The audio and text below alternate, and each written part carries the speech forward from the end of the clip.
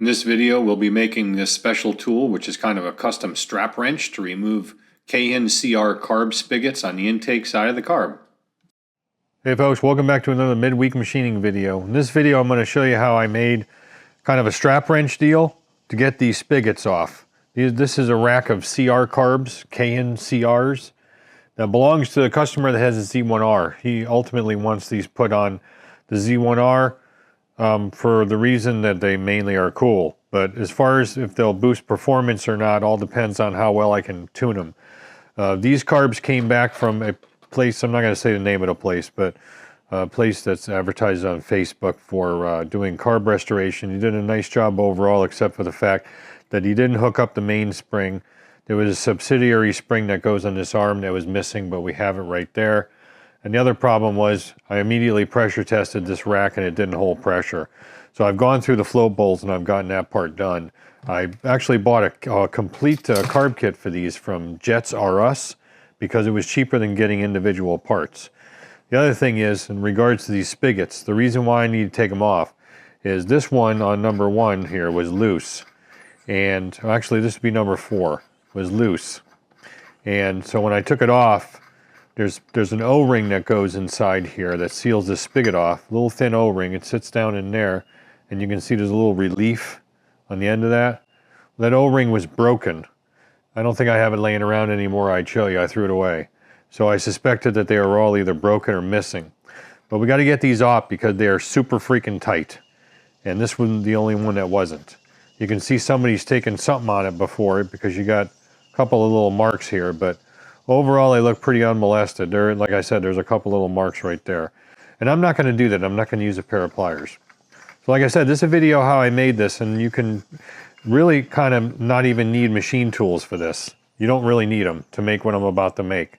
And full disclosure, I've actually already made the tool, and I've tried it, and it works. But I'll show you that later. It's not 100% complete, but the one I'm going to make for you is going to be 100% complete. So let's go ahead and get right to it. Well, actually, we got to do one thing first. Besides bumping the camera, we need to put new belts on the lathe. I can't talk. BDB, I can't get that out. I've been having trouble with this thing when it first starts up, especially in the morning or whenever I fire it up for the first time of the day. Where I hit the lever and all you hear is like the motor running, and then finally the spindle engages like slowly. So I diagnosed it yesterday to the fact that the hum I'm hearing is actually the motor turning and it's slipping on the belts. Yeah, they're pretty whacked. There's a lip on these, and this is all my fault. I didn't check the tension regularly enough, and they've been slipping, and there's like rubber garbage up in here, pieces of it, like powder, and these things are just completely wore out. I've dropped the motor. The motor goes up and down to adjust, and I've dropped the motor down all the way, and these things are still loose. And they're sitting way far inside the actual pulley up here. Now these are metric belts, as far as I can tell. Let me flip them around because the A750 Li, when I looked that up online, it comes up to a 750 mil by 12 mil V-belt. I don't know what that number means. Maybe it's a date. 421, maybe that's when it was made. These are supposedly metric belts. And so I'm not gonna wait and try to go like on grizzly.com. We're going to try 1/2-inch belts because if these are indeed 12 mils and they're sitting way far inside here like they are, then possibility is, 1/2 inch is roughly 13. 1 mil, like what is 1 mil? 38 thou or so. Not even 20 on a side difference as far as width. I think they'll work fine. So I went over to Tractor Supply and got some different length belts because this 750 ml, yeah, that's a unit of measurement for volume, for crying out loud. Let's see, the 750 millimeter converts over to about 29.5 inches. So I've gotten a 31 and a 30, two 31s and two 30s. Let me set you up and we'll try them and see if we can get this fixed. I originally calculated 31 to be the right length. Oh, this is up mostly. Yeah, 30 is not gonna work, but 31 we may be able to squeeze on. Yeah, crapola. Well, actually what it is, it's angled up this way. I haven't angled the back of it up yet. So in other words, the motor is sitting kind of this way. So this angled that way in. So we should be able to get these on, I think, with a little bit of loving and squeezing. And I think, well, 30 is no way they're going to fit, but 31 I think will work okay. Well, I'm glad I got them because, well, actually 31s were the first ones I grabbed, and I was only going to grab 2 of those. But then I said, nah, you know, I better get the 30s as well. So I'll take those back to that place, and we'll get our money back on. Ow! That hurt. Let me just make sure they fit because there's another modification I want to do here. If I can get this to go over. Well, another thing we can do is, this is part of the modification. I'm just going to take the pulley off and then slide the pulley on with the belts pretty much in place. At least the inner one, because I can get the outer one on, as I know. Excuse me. Before I do that, there's only one set screw. You can't see it. I'll show you when I take it off. There's only one set screw in the back here. Hold this on the shaft, and this was loose on the shaft longitudinally, so there is a keyway. We're going to go ahead and go over to the mill. We're going to go on probably on this this outside groove, on the bottom of the outside groove, right at the center of that keyway. And we're going to go ahead and drill and tap a hole for a grub screw that sits just down below the surface, because that's bullshit. They only put one on there. And then that way we can line it up. I'm not sure if this thing needs to be proud of the shaft or the other way around. You got to kind of line that up with by eye and also a straight edge. But anyway, we'll get to that. So let me get this off, and we're going to go over to the mill and fix that. I mean, this is dumb. Why would you only put one set screw on a critical pulley like this?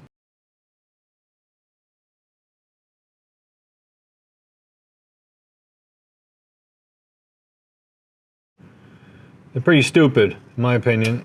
So, yeah, a lot of stupid shit going on. Why should this be any different?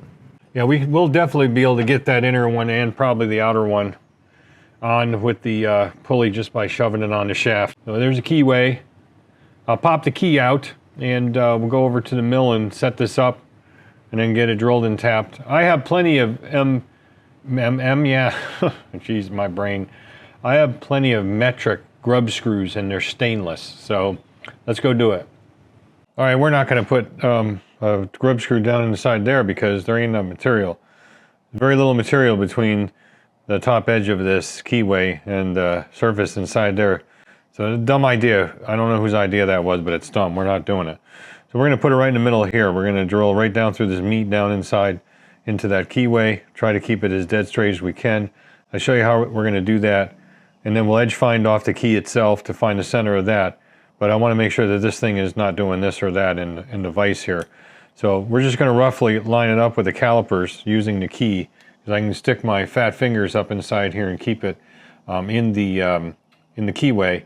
We just use the calipers and you know, make sure we're pretty close, even on each side. Then we tighten it down, and that way it'll be pretty close. Plus we can do it by eye here a little bit.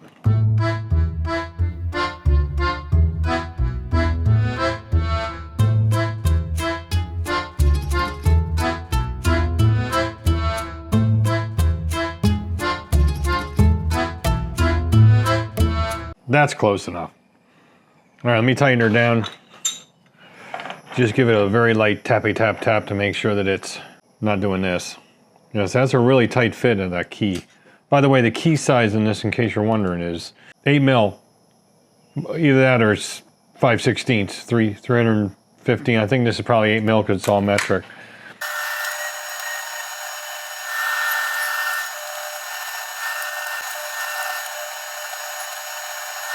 And just do Y half. Now we've got the center of that keyway here. Now we're going to center off this V groove here, the inside edges of these two, to get the center of that. You might ask yourself, well, you're going to be inaccurate because, or say rather, not ask yourself, you're going to ask me, is it going to be accurate because it's on an angled surface? And the answer is yes, as long as you don't change the Z-axis. In other words, it's the Z-axis is the same on both sides. So we essentially have to move the table around, which is why we set a 0 on the Y. And that way we can move it around. We can move X and Y, kind of swing this around the other side and do the same thing. As long as we don't change the Z, we're good. So we'll go ahead and bring this down to where it's going to live for this particular test, this operation. Lock it, and then start. X 0.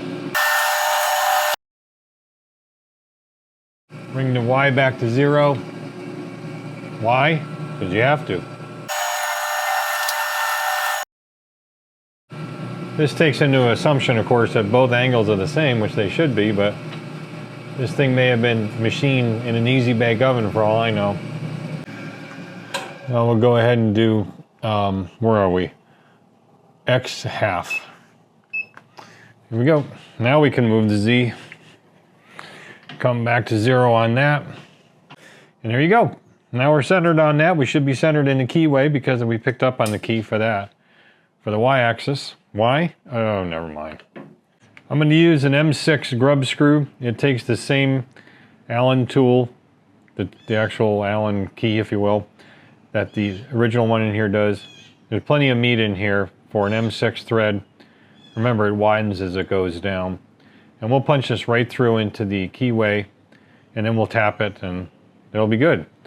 So center drill is always first, as usual. Ugh.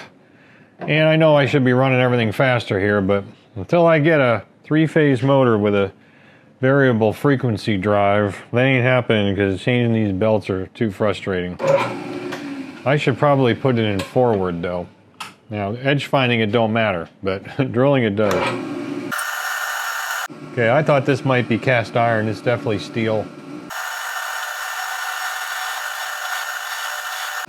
Good, that might give us a little chamfer too. Tap drill for an M6 is 5 mil. This is my little 5 mil set. Yikes, where'd you go? That I use for M6 taps, yeah. I always check it because sometimes I get a cattywampus in these keyless chucks. Little anchor lube, why not? Ugh, these things plug up.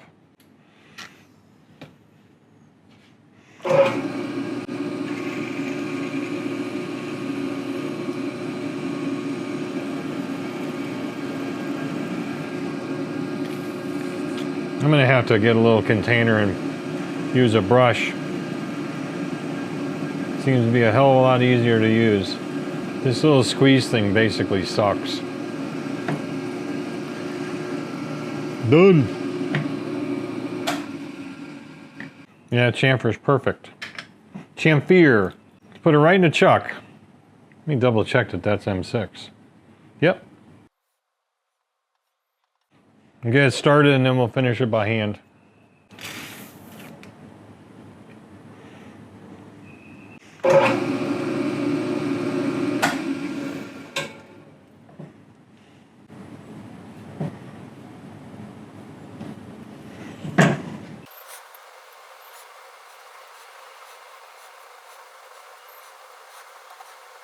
Works for me.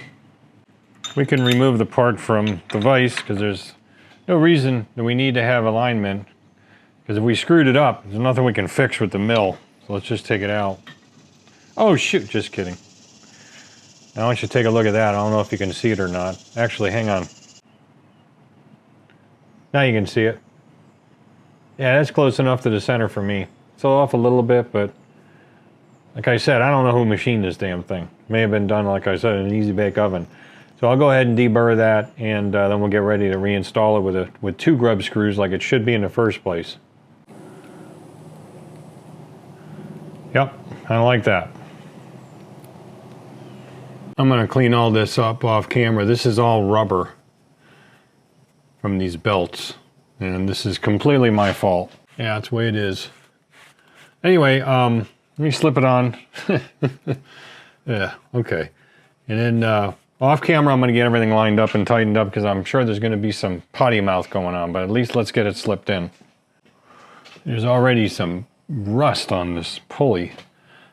By rights, what I should do is wire wheel the heck out of it and re-cold blue it, but I'm not going to worry about it.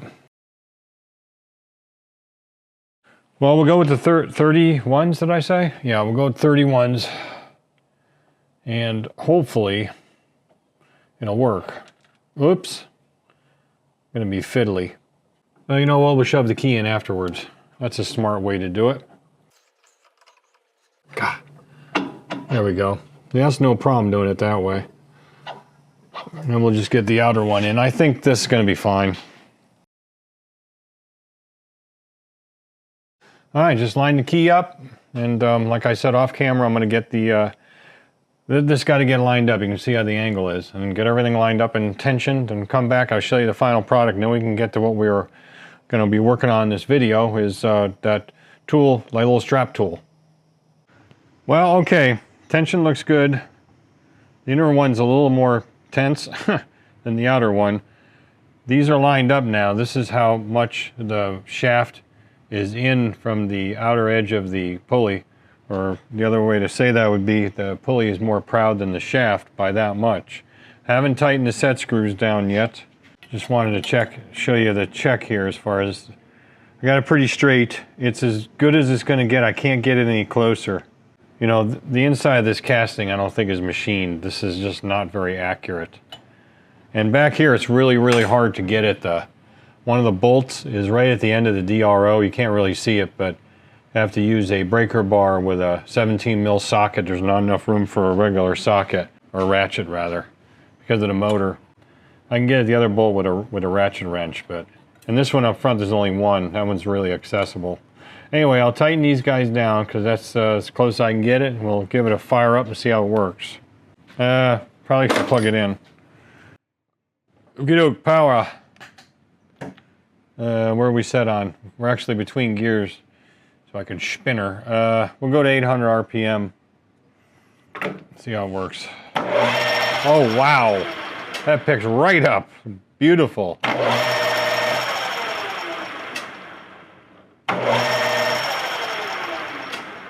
Go to top speed. Well, actually, go to 1,000 now. That's nice. Whoa. I swear to God. If I didn't drop shit, it wouldn't be a normal day.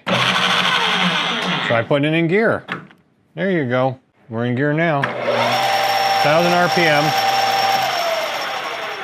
I mean, it would just go and then ramp up. Beautiful. Now let's go to top speed of 1,400. A2. Nice. All right, solved, baby.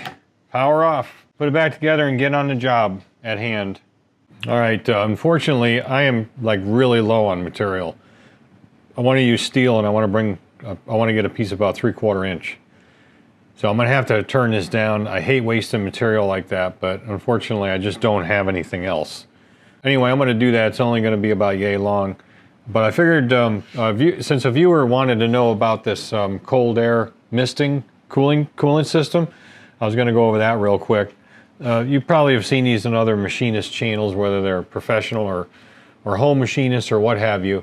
And all it consists of is essentially a little Venturi device that has a control valve that attaches a regular air valve. This came with a wacko sized quick connect fitting, so I just put a regular one on because it was the same 1/2 inch NPT end on it to go into. And you hook it up to an airline, and the airline's right here. This is one of the main reasons why I ran air all the way over here, was because I anticipated wanting to do this. I'm definitely not going to be doing flood cooling. It's too much of a modification, but this works really well.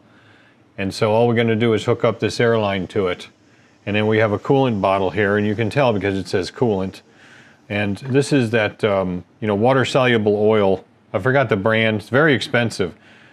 Josh Topper, though, from Topper Machine, came up with, I asked him what the ratio was, but he didn't respond yet.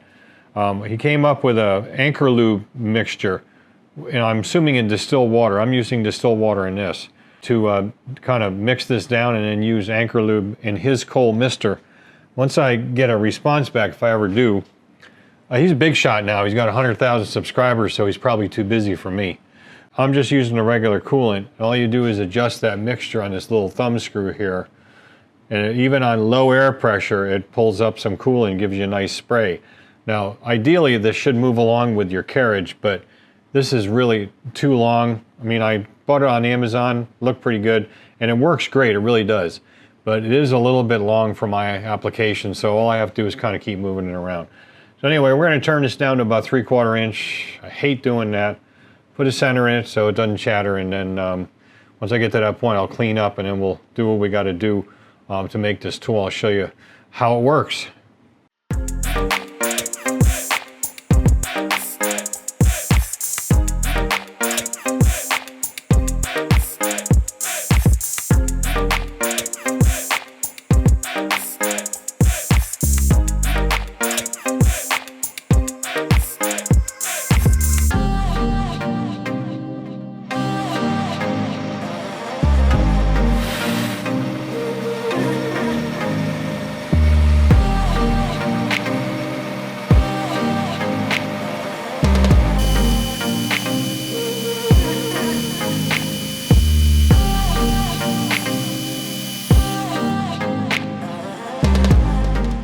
The insert's pretty trashed, but I'm not too worried about the surface finish. I'll just polish it up with some emery. But yeah, I was taking 200 thou cuts, and this thing was no problem. It pushed the work a little bit further into the chuck. Really, something like that should have 4 jaw, have that extra jaw. You're really going to take some heavy cuts. But now we're down to 3/4. I'll just polish it up a little bit. It's not important in this case. But where this thing really helps a lot is when you're parting. So I'll show you that here in a second. And so we're going to just do a power feed. I got it set really slow, 600 RPM on the spindle. And then we'll just part it off. It doesn't have to be any specific length. I'm doing it about 95 mils, which is what I kind of made the other one because that's the length of the material I had. It's not a big deal. Here we go.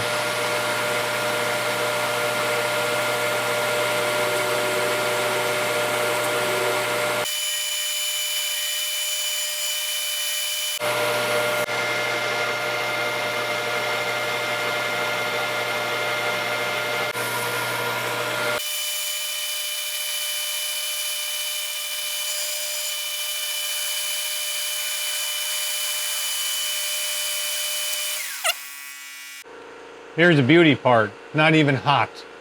Is this a high-speed parting blade? And it generates a lot of tool load. And it just gets super hot. But with that, nothing gets hot. That's the thing about it. It actually works because once the tool gets hot, it dulls right out and then doesn't work. Here's one of the chips when the tool was going dull. That's not good. So I did, by the way, I did switch out the insert and took a couple of 10 thou passes to clean it up. I didn't like it that way, but this is what happens when the insert dulls out. You can hear it too, the lathe starts loading up. Here's our workpiece. Go ahead and get set it up for the next operation, which is going to be about yay far in, I don't know, about 10, 12 mil in. Drilling a 3/8 hole and reaming it. This is the same stuff you saw when I did that pulley to repair the pulley on the lathe there. So I'll just buzz through this.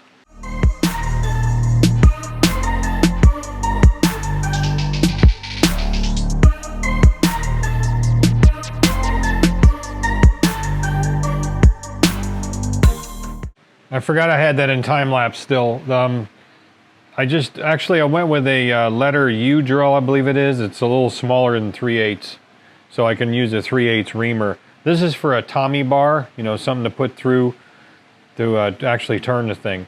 I did it on this end because that's the end of the center. We're going to be putting a slot on this end, and I didn't want that to interfere with that slot, so it'll kind of screw up the end of it. So that's what we're going to do here, but I don't have the height for the reamer on this side, so what I'm going to do is I'm going to put that in a collet. Anyway, I'll buzz through that the same way and then come back.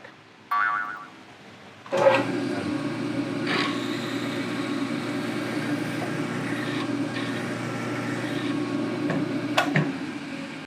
ahead and test this, but I'm sure it's going to work because it worked on the other one. I did the other one the same way. Yep, perfect. This piece is just left long. This is the part on the other one I didn't finish. I did not finish like the Tommy bar side of it. It's just rough. I needed to get it proved out and make sure it would work. So we're basically going to cut this in half and use one for this one and one for the other one and figure out a way to capture it. That's the part that, again, we didn't finish. I had to retouch off on this one because it's a thinner saw, as I said before, 62, so 31 thou is half. I goofed up here and lost some footage somehow. What I meant to say in that lost footage was the original saw I tried on the other one was 84 thou thickness on the thickness of the saw as far as the kerf goes.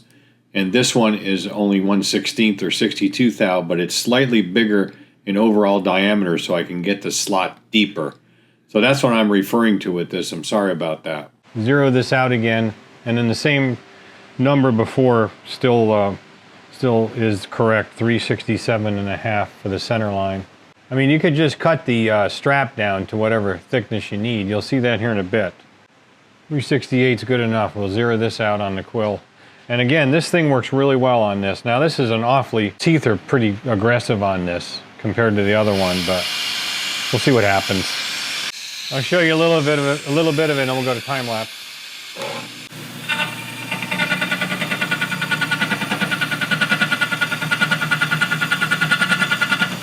We can definitely take a heavier cut than that.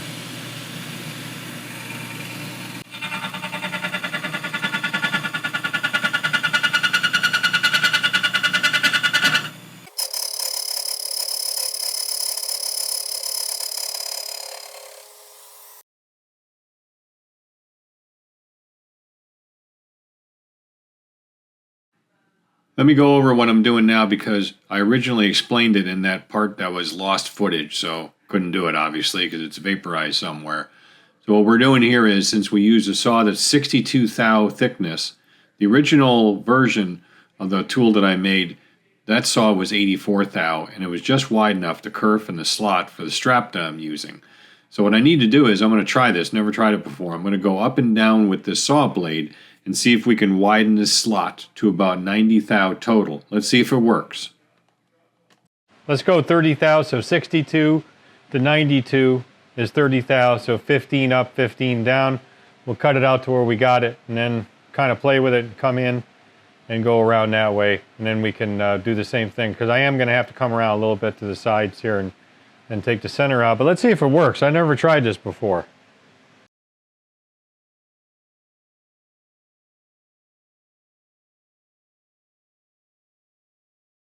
Well, that's all we can do in this setup, so let's just go ahead and take it out and take a look at it. I think it works. I mean, close enough for what we're doing. I wouldn't do it for anything accurate. We missed a little bit down in this end here. I don't know why, because over on this side it didn't do that, and I actually tried to overcompensate for that, but it just the saw was deflecting. So we'll take the rest of this out. We got to take that little, kind of see it in the middle, little point out by hand anyway, but that's the width that I'm looking for, or I should say the length of the slot. My file that would fit nicely, the little flat file, broke a long time ago, a little needle deck file. And if you notice, a regular, regular hacksaw is way too thin. The kerf is not wide enough. So I had a thought, why couldn't I double up 2 hacksaw blades? And it's a pretty good fit for this. So let's see if we can make this work and take that out. You may vibrate around here a little bit, sorry.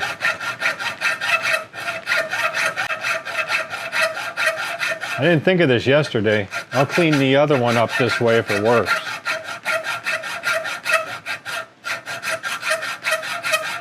That way I can get it cutting on both sides.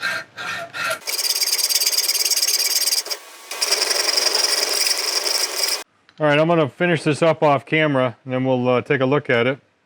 All right, so how does this thing work? First of all, I took that 3/8 bar stock and I cut it in half. It's about 5 inches each side. So because I have another one I said I made already. This is the one I just made on camera, by the way. So I just smashed the ends in the vise just to keep them in. You know, nothing fancy. Kind of like you see on something really cheap that does the same thing. That way you can move this around. It's a little flexible. No big deal. I could have put like a set screw and, you know, you don't need to do that. I'm going to go over how you can do this without machine tools here in a minute anyway. How it works is you find a piece of junk strap, like nylon strap like this. This came off an Arctic bag that my wife got at work for a milestone, like how many years she was there. And she said, I just brought this, she just brought it home like last week. She got it like months ago. It came with this inside of it. We never used these straps, so you probably got 100 of these laying around. All you gotta do is just butcher one up, cut it down lengthwise, make it thinner if you want. For example, if you didn't want to make that slot that thick. And all you do is you put 2 sides in, make a loop, just put both sides in here. That's why you need a little bit of a thicker slot, depending on what kind of material you're using. And I already retightened this one really tight, so these are not coming out. And these 3 here, 1, 2, 3, this one was loose. These 3 were not budging. There was no amount of strength I could use in my hands to get those apart. And so you just leave enough slack, push it up in there so it gets the whole thing, much as you can at least. And then we're just going to go in here and do like you would normally do on a strap wrench. In this case, we're going to be going the other way because I just tightened them. So just make sure you're not hitting nothing in a carburetor like this. There's plenty of room to do it with a tool like this because you're going down into something. There isn't a long tool sticking out the side like a traditional strap wrench. That's one reason why I kind of did it this way. And all you do is give it a turn, and there they go. All right, I'm in editing right now, and I realize that angle is pretty crappy that I just showed you. So I'm going to show you it from this angle using number 4 carb here. I've retightened this already. I did find a needle deck file that would fit inside this slot, so I cleaned that up. And I took the liberty of putting some cold blue on this, so it looks pretty good, and it gives it some corrosion inhibition. So I think from this angle you'll be able to see better, and I'll explain You'll be able to see really why this works really well, because I'm going to compare it to a regular strap wrench, because I did get one of those. So all you do again is I just put I just make a loop and stick it through. And in this case, of course, we're going to be lefty-loosey. Then just slip it over, and you can get this into a position where it's not going to, you know, like roll into something. Like I wouldn't want to do it over here or up by a bracket or something. But over to the side, even in between carbs, on these carbs at least, it's pretty cool. So then I can just start winding it up, and then see if you can see this. And it comes right open. Now the other ones were really tight on these three over here, but you can get from that angle, you know, this just works really, really well on this, just by turning it the direction you need to turn it. No damage, no nothing to the item that you are targeting, in this case these screw-in spigots. Anyway, let me show you a strap wrench in comparison to that. This is probably the type of strap wrench that most people have. This is only a 12-inch and it's metal. I didn't want to get a plastic one, but you can see that in this application this would be very difficult to do. I mean, you could do it, but when you got to these middle guys, that would be a real problem. You could really do some damage. So I thought that coming down on top of it was the best way to do it, which is why I came up with this idea. So I'm sure there are smaller strap wrenches out there, plastic ones maybe, I don't know. But they're all junk, you know, where they're made in that place. And, you know, this is I ordered it because I don't have one anyway. I figured I could use it for something else. But it's a good demonstration, again, if you wanted to go inside here and do one of these guys on a carburetor. That would be a little difficult. Yeah, I guess it goes against the strap, sort of, but it'd be very difficult to use in that application. You couldn't get a good purchase on it because of this and the clearance between the bores. So, like I said, that's why I come up with an idea to come down on it straight, which gives you plenty of room to go in between and do what you got to do to get these spigots out. And pretty much this is what I'm going to use it exclusively for, is you know, turning these things or other items that are round in tight quarters on carburetors or whatever else I'm working on. So you don't need machine tools to make a tool like this. It does not need to be perfect. This certainly is not perfect, but it's pretty straight and everything's pretty accurate. You don't need to have it straight and accurate to make it work. You can take a piece of steel, around 3/4 inch or something like that, maybe even smaller, maybe a little bit bigger. You can put in your vise. You can use a reciprocating saw of some kind, or you could use a double up in the hacksaw like I showed you and just make a slot. Doesn't even have to be straight. The slot could be a little off. It doesn't matter, because all you're doing is grabbing a piece of strap in a loop, and even if it's a little bit rough, you know, it might cut the strap, but as long as it works before the strap fails, who cares? All you're trying to do is get this thing out, or whatever you're working on, like a spigot like this or something else. As far as the bar goes, all you do is you take, you know, that same piece that you're working with and just drill a hole in it. It doesn't have to be all that tight tolerance. You know, drill a 3/8 hole in, get some 3/8 bar stock from the hardware store, and then just make something. It doesn't even have to be captured at the end, just something you can put in there and turn it, or you can use scrap junk you have laying around. It's not a big deal. So you can just make this by hand, no problem. You could quite possibly make this out of aluminum, and it'll be strong enough depending on what you're trying to either loosen or tighten. You know, make the slot whatever depth you need for the width of the strap that you're using, and then Bob's your uncle, you're done. This is really easy to make. You don't need machine tools. Hope it gives you an idea how to solve a problem like this if you come across it, and you can certainly do it with just some hand tools. I'm trying to film this outro and I keep sneezing because it's like dry as a popcorn fart down here. We haven't had rain, in any substantial rain, in like months now, and it's so dusty, it's just killing me.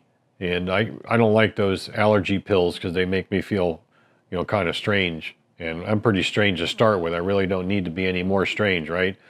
So anyway, this is the outro. A little stuffy nose, I apologize. I hope you got something out of this. Hope you learned something. Hope you enjoyed it.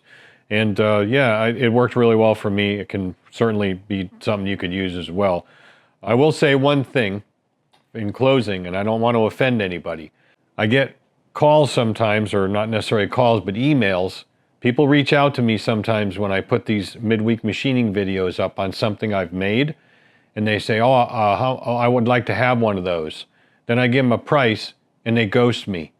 Now, I'm not charging $1 million for it, but you know, the carb holder tools made out of square tubing for the Keihin VM carbs, that is one classic example. I've had a couple of people reach out and say, oh, I want one, and then I make one, and I have one sitting on the shelf right now, some guy in California, I think it was, and then all of a sudden, nothing. I email back, hey, it's done, here's the price, plus shipping.